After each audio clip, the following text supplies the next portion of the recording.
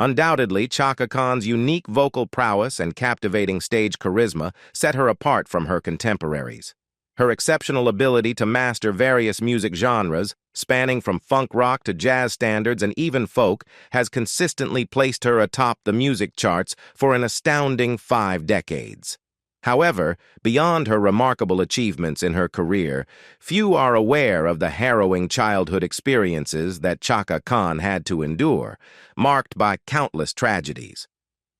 To uncover the full extent of her long-concealed story, please watch this video until the end. Let's get started. Chaka Khan was a child of young parents, Charles and Sandra, who were both only 19 years old at the time.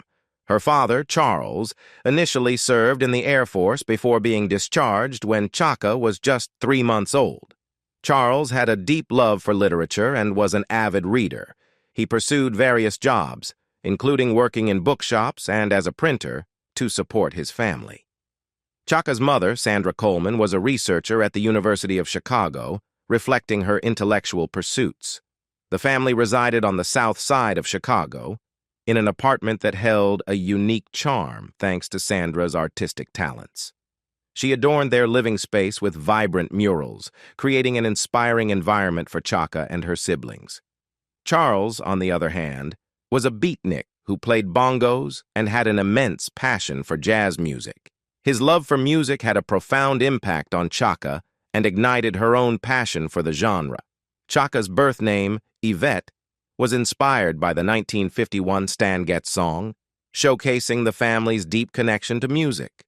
Her parents were not only passionate about their respective interests, but were also strong individuals who believed in themselves. This self-assuredness would become a valuable lesson that Chaka carried with her throughout her life. Growing up, Chaka experienced the dichotomy of her parents' love for music and their turbulent relationship.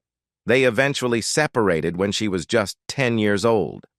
Despite their split, both parents remained a significant presence in Chaka's life as they remarried and expanded their families. Chaka gained 2 half-sisters, Tammy Michelle and Zaheva Knowles, through her parents' subsequent marriages. Chaka and her siblings were raised by a close-knit circle of strong women within their family. These influential figures included Grandma Maud, who exposed young Yvette to the enchanting sounds of Billie Holiday's records. Great-aunt Anna May played an important role in teaching Chaka card games and providing her with the freedom to express herself, even if it involved some colorful language.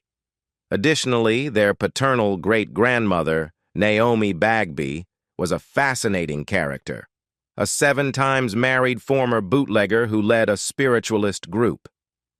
The diversity of experiences within their family shaped Chaka's upbringing in unique ways.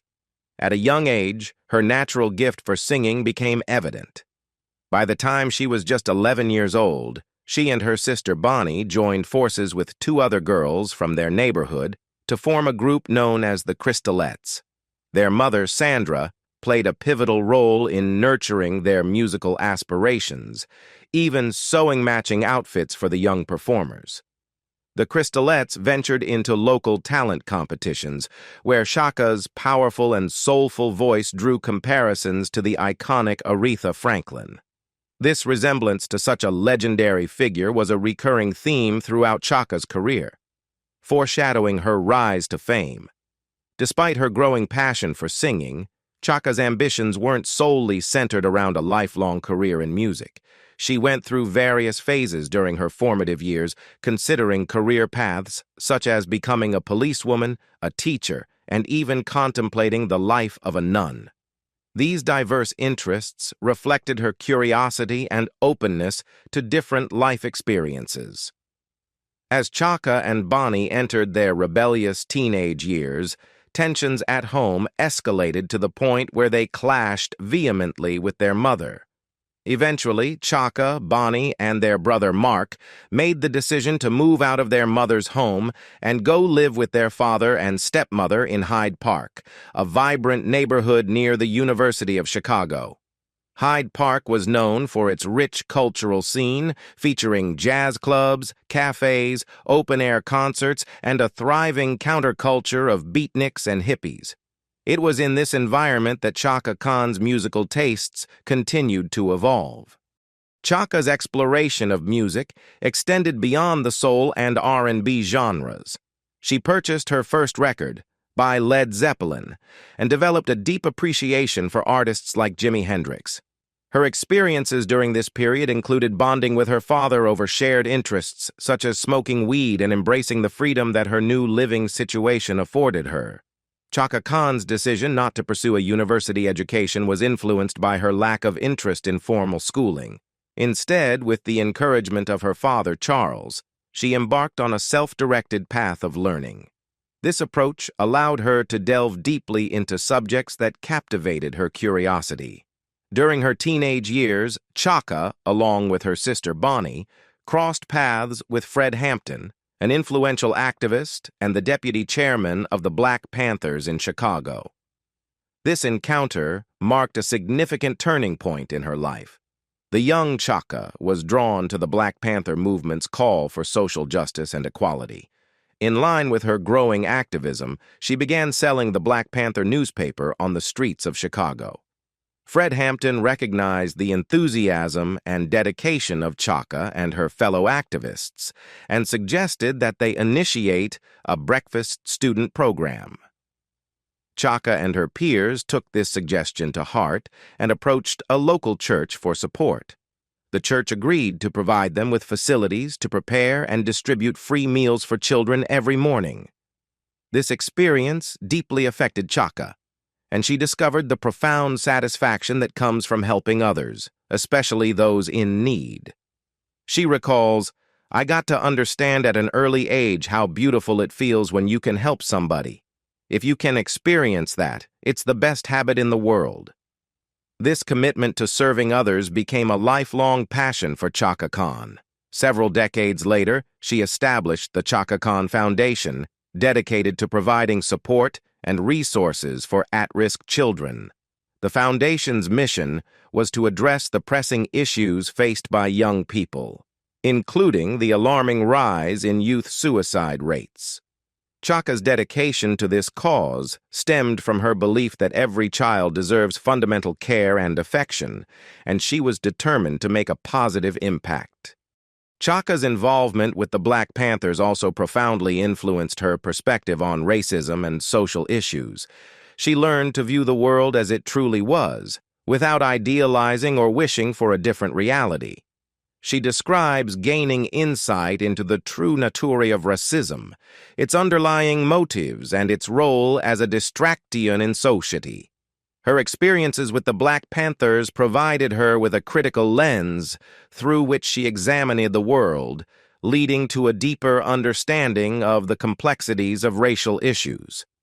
Chaka Khan was not content to passively accept the status quo and instead instigated protests within her school. Her readings included works by influential writers such as Eldridge Cleaver and James Baldwin, who further fueled her awareness of social and racial issues. During this time, Chaka felt intensely alive and engaged with the world around her. The Crystalettes, the group she had formed with her sister Bonnie, eventually disbanded, giving way to the creation of a new and more Afrocentric musical group called Shades of Black. Chaka and Bonnie's exploration of their African heritage led them to the local Afro Arts Theater, a vibrant hub of cultural activity. It was here that Chaka had a fateful encounter with a Yoruba priest who possessed the unique ability to name individuals based on their guiding spirits. Chaka was given the name Chaka, which means woman of fire. This name would become her lifelong moniker, symbolizing her passion and intensity. Chaka's transition to adulthood was swift and eventful. By the age of 17, Shades of Black disbanded, and she began performing gigs around town with established musical acts. Her schedule was grueling, sometimes involving 7 or 8 shows in a single night. These performances often lasted until the early hours of the morning, and Chaka would finish her sets with a sense of exhilaration, fueled by the energy of the music and perhaps a bit of schnapps. During this time, Chaka crossed paths with an Afro-Indian bassist named Chaka Khan. Their connection extended beyond music, and they embarked on a journey of exploration together, experimenting with mind-expanding substances such as LSD while listening to records. Their connection deepened, and they expressed a desire to get married. However, Chaka's mother believed they were too young for such a commitment. In a moment of youthful impetuosity, Chaka decided to lie to her mother, claiming that she was pregnant. This ruse enabled her and Hassan to marry at City Hall, solidifying their union. Immersed in the vibrant Chicago music scene, she quickly became a notable presence. One of her favorite acts in the local music scene was Ask Rufus, a country funk band consisting of 5 talented musicians. At the forefront of this group was Paulette McWilliams, who not only became one of Chaka's best friends, but also played an instrumental role in shaping Chaka's artistic development. Chaka fondly reflects on Paulette's influence, stating that she played a big part in my becoming me. When Paulette decided to pursue a solo career and left Ask Rufus, she encouraged the band to consider Chaka as her replacement. At this point, Chaka Khan was still a teenager, but her remarkable talent and stage presence were undeniable. Soon, she found herself performing with Ask Rufus in the lively Chicago music scene, often taking the stage 4 times a night alongside this major act. As Chaka Khan continued to make waves in the local music scene, her talent caught the attention of Ike Turner, who saw her potential and invited her to join his group as an Acette. However, Chaka firmly declined the offer as it did not align with her artistic aspirations. She was determined to carve her path and follow her own vision, and joining Ike Turner's group was not what she had in mind. In the spring of 1971, Chaka's life took a pivotal turn when an A&R, artists and repertoire, man for ABC Dunhill Records named Bob Monaco had the fortune of catching the last 2 numbers of one of their shows in the Chain of Lakes area. He was utterly captivated by Chaka's powerful and soulful voice, likening it to the next Aretha Franklin or a transformative force akin to the second coming of Christ. Monaco's enthusiasm for Chaka's talent was boundless, and he wasted no time in securing a record deal for the group. With the record deal in place, Ask Rufus underwent a transformation, trimming their name to simply Rufus. This marked the beginning of Chaka Khan's journey towards becoming a vocal superstar. Her rise to prominence, however, was not a Cinderella story of overnight transformation, but rather a natural progression rooted in her immense talent and dedication to her craft. Chaka Khan's innate musicality was undeniable from the moment she set foot in a studio. It was as if she had found her true calling, and her ease in the recording environment felt like a homecoming. Rufus's breakthrough in the music industry came in 1974, and it was a pivotal moment in Chaka Khan's career. The turning point was orchestrated by Bob Monaco, the A&R man who had recognized Chaka's extraordinary talent earlier.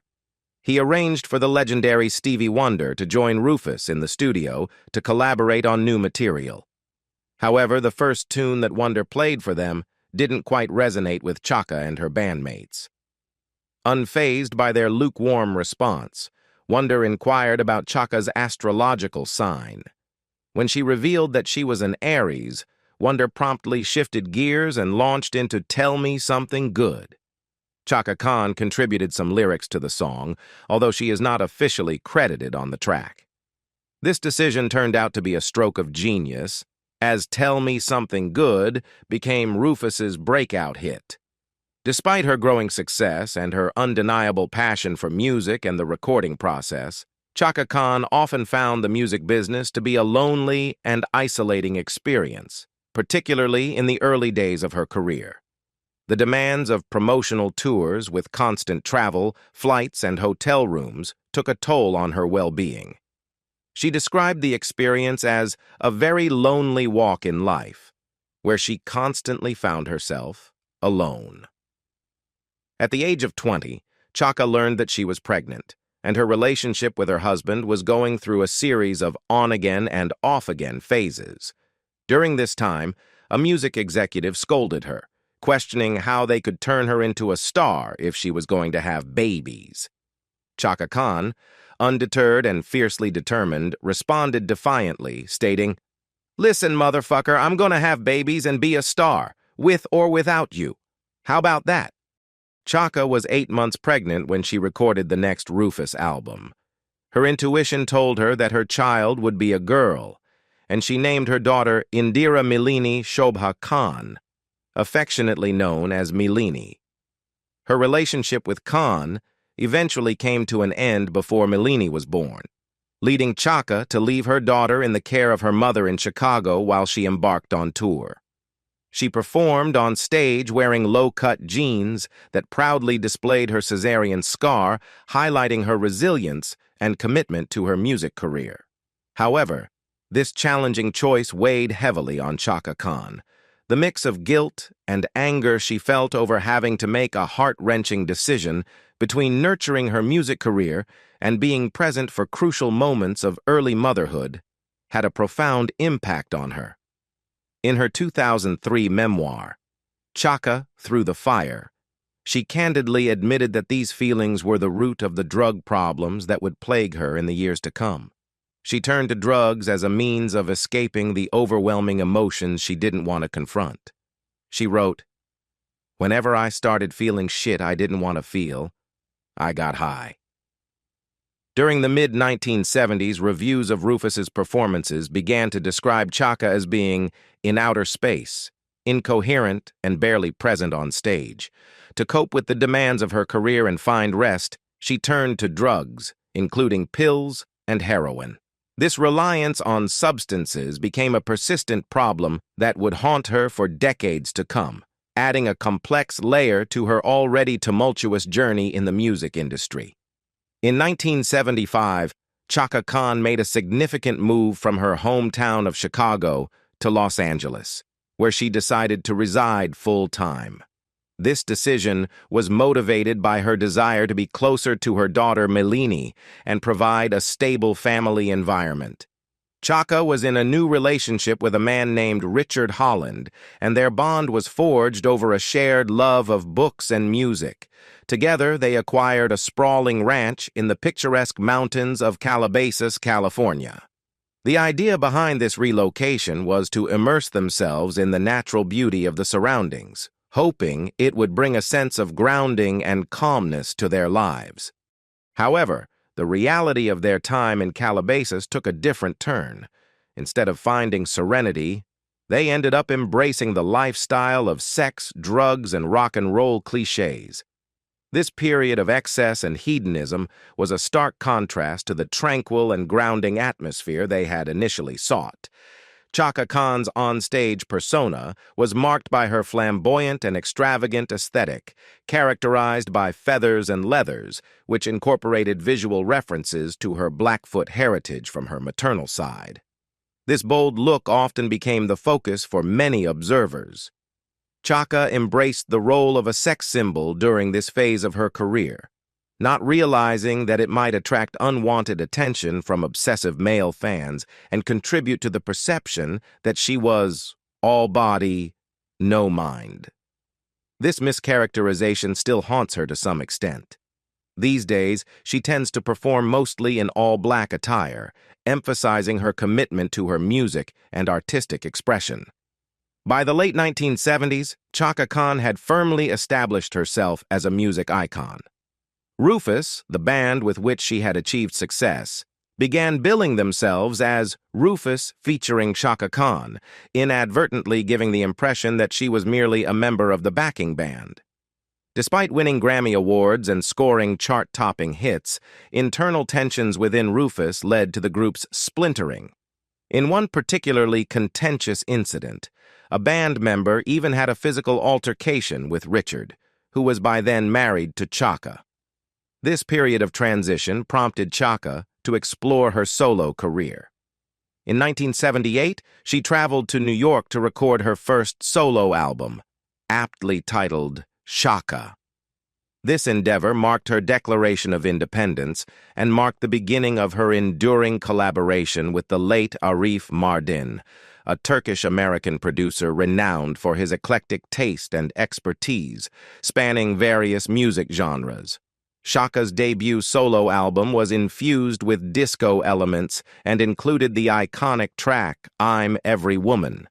When Arif Mardin introduced Chaka to the legendary Motown songwriting duo Ashford and Simpson and their composition I'm Every Woman, she knew instantly that it was a song she needed to sing. The release of this disco-infused anthem transformed her solo career into a sensation. The song topped the R&B charts in the United States and reached the top 20 in the UK, coinciding with the peak of the disco era.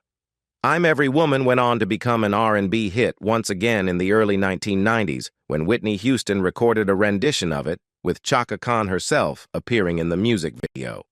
Chaka Khan's iconic hit I'm Every Woman showcased her incredible versatility as an artist, a quality that has been a defining aspect of her career.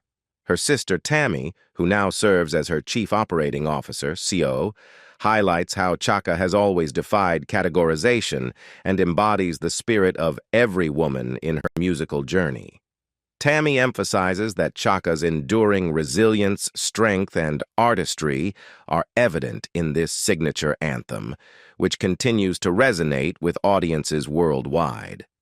Shortly after recording this transformative anthem, Chaka received news that she was expecting a child. Despite the rocky state of her relationship with Richard, the two decided to stay together and hope for better days, although they never materialized. Their tumultuous relationship reached a breaking point during a particularly heated argument when Chaka, 8 months pregnant, fired a shotgun in Richard's direction. This incident serves as a stark symbol of the chaos that had infiltrated her life during this period. Chaka was not only a mother to a 5-year-old but also had another baby on the way, coupled with a turbulent marriage and mounting financial burdens. Over the next 2 decades, however, Chaka Khan's unstoppable career trajectory would redefine her as a musical powerhouse. She collaborated with some of the industry's most illustrious figures, including Prince and Miles Davis. She toured the world, amassed a collection of Grammy Awards, and released albums that spanned nearly every genre, showcasing her remarkable range and adaptability. In 1982, Chaka ventured into the realm of jazz with the album Echoes of an Era. 2 years later, she dominated dance floors with the Prince-penned hit I Feel For You. The song became iconic, with its catchy refrain turning Chaka's name into a memorable rap lyric. Chaka, Chaka, Chaka, Chaka Khan, Chaka Khan, Chaka Khan, Chaka Khan, Chaka Khan, let me rock you, Chaka Khan. Initially, Chaka found the repetitive mention of her name embarrassing as she exclaimed, "That is so whack." However, she trusted her collaborator Arif Mardin, who assured her that it would be a hit. And indeed, he was right. I Feel For You remains one of her most commercially successful songs to this day, a testament to Mardin's brilliance and Chaka's enduring appeal. By this time, Chaka's relationship with Richard had ended, and her children, Melanie and Damien, her son with Richard, had moved to New York to live with her. Chaka embraced the vibrant culture of 1980s New York, immersing herself in the music scene and recording one of her all-time favorite albums, the jazz-leaning CK, in 1988. This album included a guest appearance by the legendary Miles Davis, who became a close friend. Chaka would often frequent downtown jazz clubs with Davis. He once paid her the highest compliment, saying, "You sing like my horn." This praise deeply touched Chaka, as Davis recognized that she approached singing as if she were playing a musical instrument. Somewhere along her musical journey, Chaka Khan earned the title of Queen of Funk from the press. However, she admits that this label does irk her to some extent. When it comes to her music, Chaka vehemently resists being confined to a specific genre or category. She proudly declares herself an out-the-box kind of girl and emphasizes that there is nothing boxy or limiting about her artistry. Chaka Khan's family plays an integral role in her life, both personally and professionally. They form her primary support system in the music industry, and this unique dynamic comes with its own set of challenges and rewards. Tammy, Chaka's half-sister and chief operating officer, COO, acknowledges that it can be difficult at times to separate familial emotions from making the best business decisions.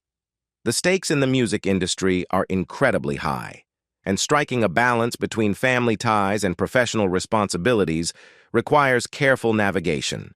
However, what sets Chaka's family apart is the deep trust and transparent communication that they share.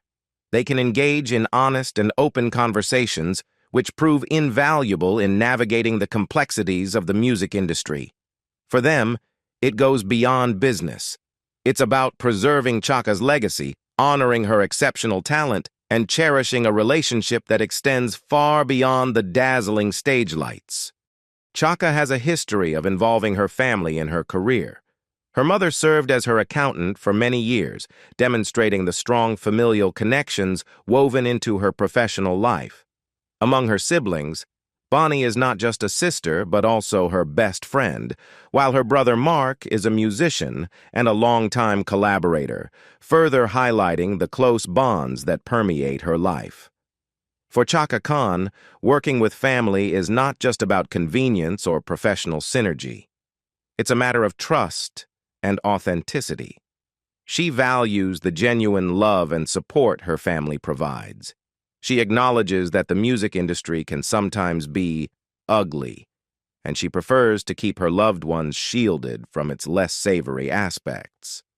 Chaka firmly believes that it's worth it to have people around who genuinely love her, rather than those who merely profess their love, but might not always be sincere. Chaka Khan's commitment to her family extends to her future plans as well. She has acquired a large piece of land in Georgia, where she is in the process of building a communal homestead for her family. Her family now includes 4 grandchildren and 2 great-grandchildren, and she envisions a place where they can all find solace and connection. She looks forward to cultivating her own food, indulging in fishing, riding, and spending quality time with the children on her land.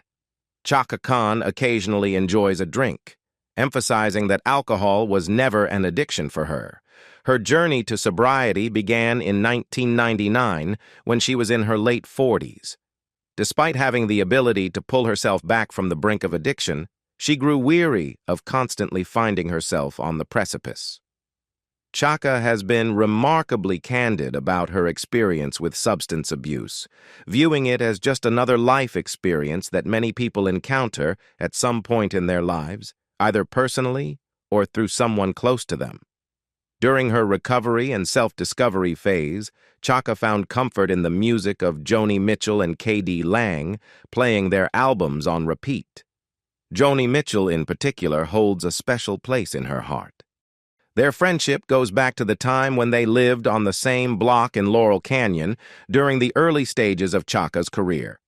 Chaka describes Joni as her ride or die and emphasizes the unshakable kinship they share, extending beyond music to encompass life, love, struggles, triumphs, and a deep understanding of each other's experiences. Chaka also underwent a significant shift in her perception of freedom and escapism. She now finds freedom in life's simplest pleasures and has transformed her home into her central sanctuary. After a lifetime of constant touring and recording, Chaka cherishes the ability to do as little as humanly possible at home, savoring the art of doing nothing. She has consciously limited the amount of time she spends on performing and recording, allowing herself a well-deserved break from the relentless pace of her career. In matters of romance, Chaka has chosen to embrace her independence. She humorously refers to her television as her boyfriend and her bed as her husband, expressing a lack of interest in human lovers or partners. She playfully dismisses the idea of dealing with human idiosyncrasies such as snoring or farting.